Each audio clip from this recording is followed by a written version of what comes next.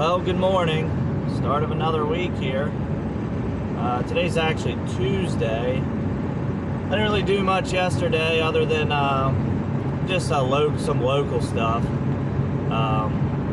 Nothing real entertaining, so, and honestly wasn't really feeling it yesterday. So I've got a single truck bed one, which I didn't think I'd be pulling these much anymore, but I've got a aluminum truck bed I'm delivering. It's about, I don't know, 120 miles or so. So I'm getting that dropped off this morning. And then I've got to make 2 pickups to head to Florida. So it's kind of been a little messed up because of the hurricane and then traffic this morning in Frederick, Maryland. There's this big accident. Tractor trailer, I think it had like 40,000 pounds of beer on it.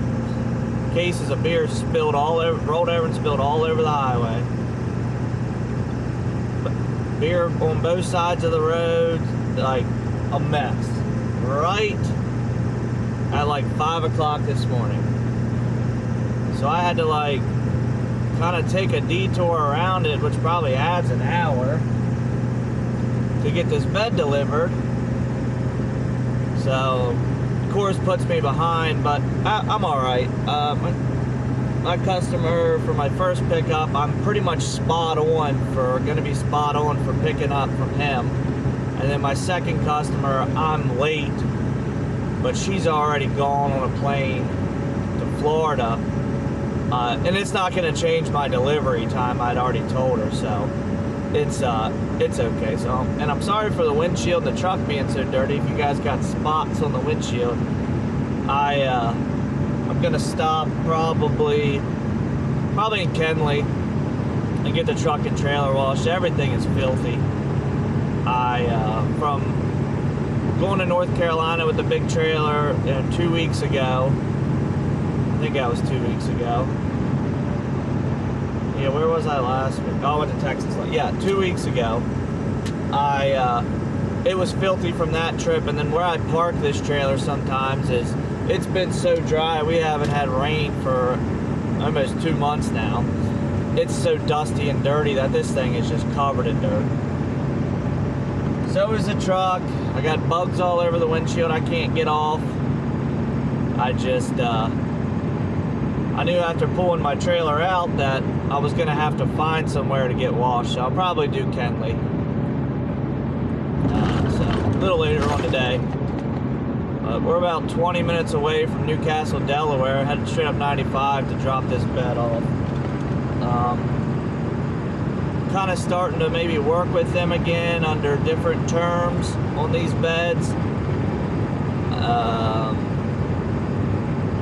Kind of being more upfront with them when they ask for a quote, like, hey, if this needs done this week, I can't do it, before I even give a quote.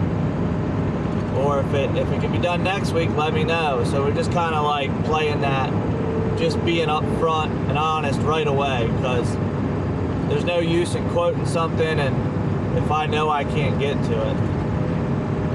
So just kind of setting that expectation right off the bat, and I think that's going to help. I mean, they still want to work with me. I'm local, and I've always got stuff done. It's just sometimes taking a little longer because I'm one person, and they understand that. So we're just, going case by case, and if I can help, great. If not, then like they use a broker and they can find, someone to do it. But part of their problem is finding someone to do like multi-stops like I do is hard. Not a lot of people want to do multi-stops. Not a lot of people want, it's a lot's the Northeast, which is tough. Having to go through New York all the time is tough. It's expensive. Or you can take hours and go out of the way, and you're spending money on the fuel. So it's like, what do? So you've you got to charge a premium for that, and then at the end of the day, it's all up to what the customer is willing to pay. That's why they try to put multiple stops on one trailer, but then the customer's like, well, I'm only paying for, say 20 foot. I feel like this is high, but they don't realize that they're, a stop along the line, and you got to charge extra for multiple stops. It's like, it's just a lot of people involved, and it can be a little difficult. So I'm just trying to do whatever I can to make that relationship kind of work. And the truck beds aren't easy to haul.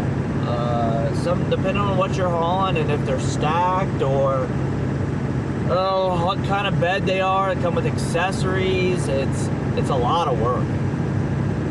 Sometimes. This is just one single bed. It's like 120 miles. I'll get $400 for it, and I can go about my day. So it stuff like this works out. It's like if I didn't need my big trailer today to go to Florida, it's like that's when a 24-footer deck over trailer that's 102 wide is like perfect for that kind of stuff. And like this place is a load my wife could have done for me. Like I could have picked it up, and she's been great at she's delivered here before for me. But so I gotta maybe look into a different trailer too for that. Like I love my little car trailer. It's not wide. It's not really suitable for hauling beds. Maybe one, but a 20 to 20. I'd like a 24 foot, so you could put a truck on it if you had to. And I'd like it to be a tilt trailer. Not necessarily would have to be, but I do get some like odd requests sometimes for like 20-foot containers and winching certain odds and ends with a tilt trailer would be nice, but we'll see. I might keep an eye out. I might actually get on Facebook and take a gander around, see if there's anything. And I'm willing to buy something that needs some work, that someone's just like, it needs brakes, tires, and rewired. It's like, okay, like if I can get a good deal on it, I'm willing to do that, because that's something I can pretty much take care of myself all within, a day's time. Take a day off during the week and do it, like just work on it all day on a Friday and pretty much have it done. I would say this probably isn't a place a 45 foot trailer should be. And also I don't think my political views line up with this neighborhood, so I got the car. And gotta see if I can get out of here. I've been here before. I got out once before, but they had a utility company working down there, excuse me, with trucks so close together I couldn't get by.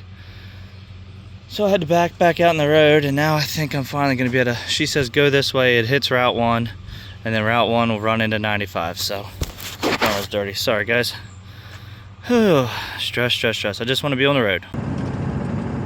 Now I don't know if it's because this trailer is so long. 295 going around Richmond has got to be one of the roughest roads in some places, like whoops.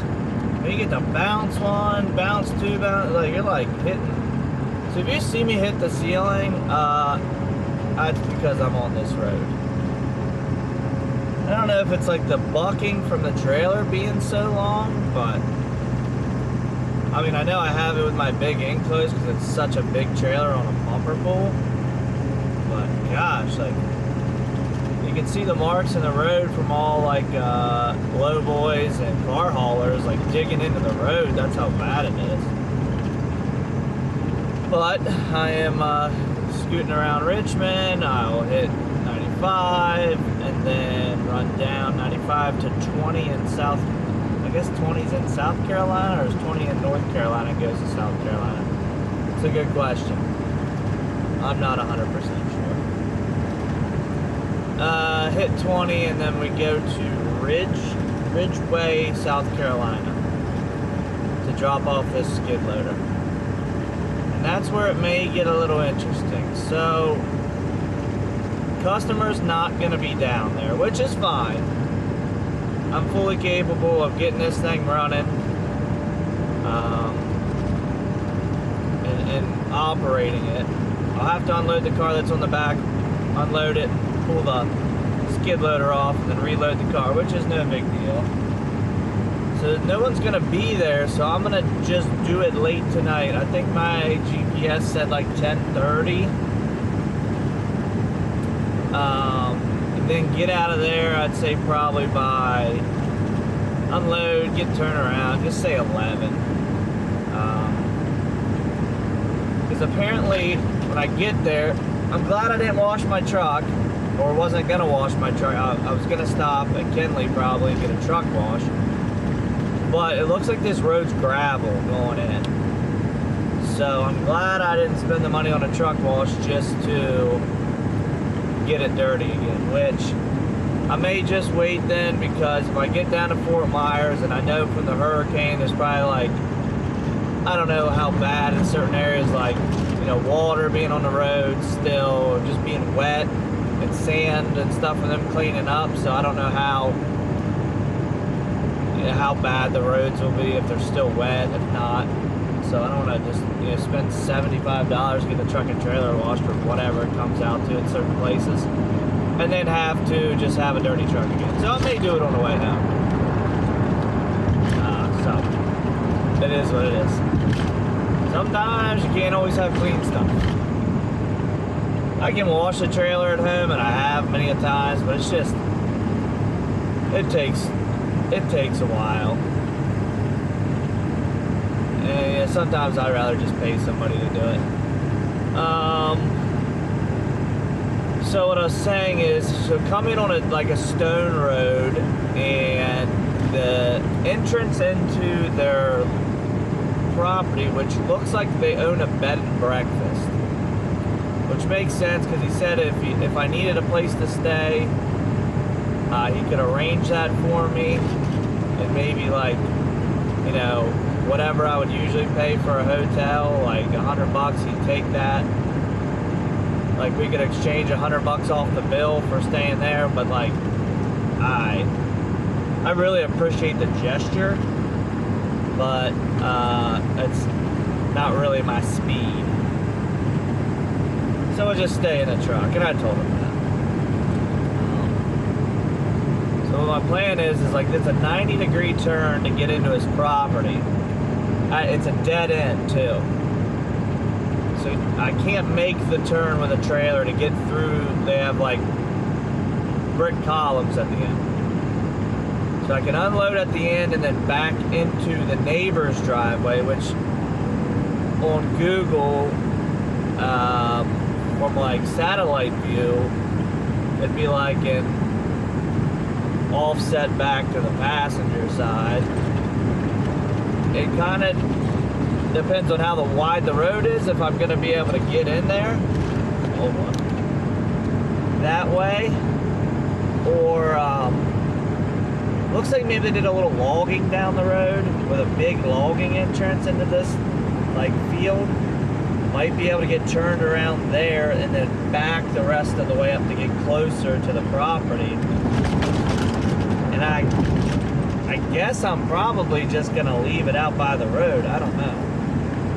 Or like in their gate, but like out by the road, and then they deal with it from there. Because the drive back to the property looks like pretty far. And at 11 o'clock at a bed and breakfast, loud old skid loader, I don't know how well that would go. So supposed to hear from the customer, but I haven't yet. He was going to go ahead and pay me once he got his wallet. He didn't have his wallet on him, and I'm not worried about him not paying. He's an older gentleman, and he had a couple doctor's appointments and stuff. And up in Baltimore where I picked it up, I guess that's where he's originally from, because he's got a bunch of stuff stored up there. And he maybe wants to eventually move down there, but I don't know if half the stuff is worth it, to be honest with you. Be more expensive to move it than what the stuff's worth, but that's for him to decide. So I'm a little worried about doing that at 10 o'clock, 10:30 tonight. But then again, I would want to do, if I stopped early, I'd want to do it at like 4 4 to 5 in the morning, so it's still going to be dark. I'd rather just, if something were to happen, you know, say I get stuck or can't get turned around, like I'd rather be wasting tonight's time of sleep than tomorrow's time of driving to get to Florida. It's like 9 hours and some change the rest of the way down to Fort Myers with this car. And I could wait till the morning and pick something else up to go to Fort Myers, but it's like, kind of set my rates to where I don't have to do that. It's just a lot of running around and like just kind of wasting time. Like, I don't know how some people sit all the time, like waiting for a load or whatever it may be, like not leaving an area until they find something sometimes, because it's like, sometimes you just gotta bite the bullet and drive a couple 100 miles and, you know, keep moving. If you're not moving, you're not earning, but at the same time, it's like if you're sitting still, you're not spending. So, it's all about people's preference. Like, yeah, this is really a day and a half down and a day and a half back trip to Florida, you know, at 1,000 miles or whatever it may be. So it's like I want to get back to where I can get everything dropped off, because I'll have 3 drops on the way home. I want to get everything dropped off because next week I think I'm headed back out on the road out to Oklahoma to pick up a drag car for a customer of mine. I've moved a couple drag cars for him. They're big into drag racing, like big money stuff. And he texted me for a price today on a car out of Oklahoma. It just got built, and it's like a chassis. I don't know what class. Maybe I'll put a picture up if I remember. And he got a price from me, and he always pays cash. And he's like, do you think you can make it out there by Tuesday? The guy leaves Wednesday for Vegas, and I'm like, yeah, I can move some things around and get out there. I think that's 1,200 miles or so each way. So I gave him a price. He's like, sure. So I think that's another run I'm gonna do with my single car enclosed, because it's sometimes not worth dragging that big enclosed around. I've really found that unless I have like 2 dedicated cars going in each direction, it's not worth dragging around, because you're picking up stuff off the load board that's paying open rates, and you're dragging that big enclosed around, so you're earning extra money to pay for that extra fuel. It's like more wear and tear on everything. It's just, you know, I got more tires on the ground. I've got, you know, less fuel mileage, so it's just, sometimes it doesn't make sense, but that's the update. I guess I'll check in when I get to this property tonight and see how that goes. I'm pretty confident. The lighting's not going to be an issue, because I'm going to have this other car. I can pull that off, give me some light. If I need to like put that, excuse me, put that car somewhere shining into that driveway, so I can see that driveway to get turned around. Or if I need to like park at the end of the road and just unload that car out there at the end of the road and drive it in and see what I'm dealing with. But when I looked at, so Google doesn't have street view for this road because it's like a dirt road, but when I looked at street view from the connecting road, you can see it's gravel, but it looks really wide. So that's a good sign, to be able to back into somebody's driveway. You know, like not necessarily like a 90 degree, but you know it's oh, there's one of them bumps. You can cut that corner a little bit, you know, so you're not making a complete 90, but you got to worry about the how the front of the truck tracks around. You guys know when backing into somewhere. So good news is it's dry, so I don't have to worry about getting stuck in mud. So pretty confident. I really want to just get this trailer off, or this skid loader off tonight. That way it's done, and I can focus on the 9 hours tomorrow, getting down to Fort Myers. Get down to Fort Myers, and deliver tomorrow evening. I've got to make my way from Fort Myers across, probably go across the like Alligator Alley to get over to Miami, because I have a, I've been talking for so long. I have some equipment for a brewery to pick up that comes back near my house. And then from there, I have another stop in, I think, Jacksonville or around Jacksonville for some mower parts. Comes back near me. And then last stop's going to be in Richmond, Virginia to pick up a vehicle. So shouldn't have much on the trailer, so it should be pretty good fuel mileage coming back from Florida, because I won't have that much, but it pays pretty good, so I'm pretty happy with that. Well, I made the decision to wait till the sun came up, so excuse me. You can see the sun coming up. We are back this goat trail. Like I said, I'm glad I didn't wash the truck. It's about a mile in on a dirt road. So I've got to get this, I know it's dark, sorry, this old skid loader fired up here. So I'm going to work on getting that fired up first and then just let it run. And then down here, on the left side is where I got to back in to get out. It doesn't look terrible. There's also another option. See where the daylight is? Over there, that's where the forest is kind of like cut out. There's a forest road. I think I might be able to back past, pull into, and then back the trailer back this way.